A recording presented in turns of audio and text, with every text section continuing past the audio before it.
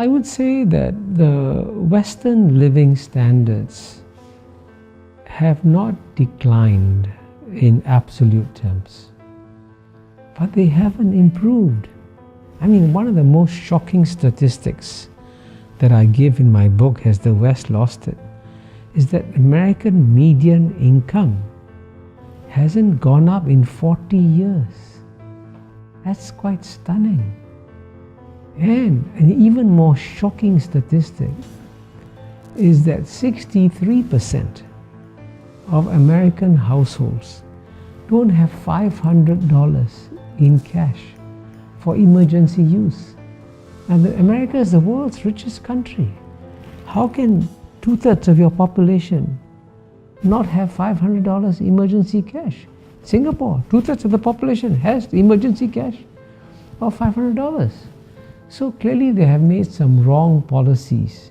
And the fact that the working classes in America elected a president like Donald Trump, who's very unconventional, was a protest vote by the people against the elite, saying, you are not taking care of me.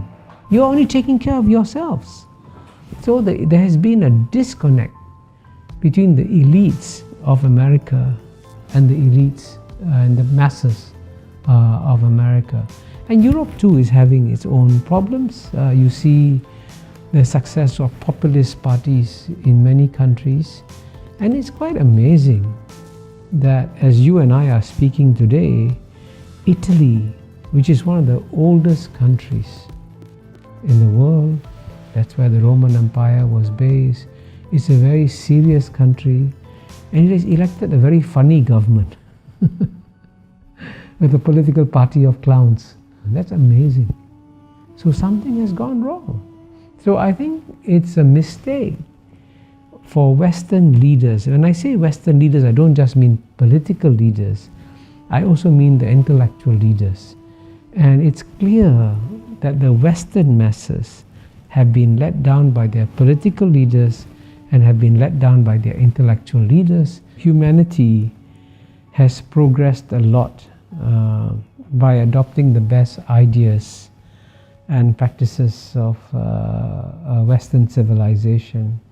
And as I mentioned, global poverty has gone down, extreme poverty has gone down from 75% in 1950 to less than 10% today. That's amazing. So we owe a lot to the West. But paradoxically, at a time when the rest of the world are succeeding after adopting Western ideas and practices, the West is actually moving backwards. And the reason why the West is moving backwards is because the West doesn't understand that when the rest of the world wakes up, the West has got to adjust now. But unfortunately, the Western leaders, the political leaders, intellectual leaders are not preparing for the world, which will be very different when Western domination ends. They're still carrying on autopilot.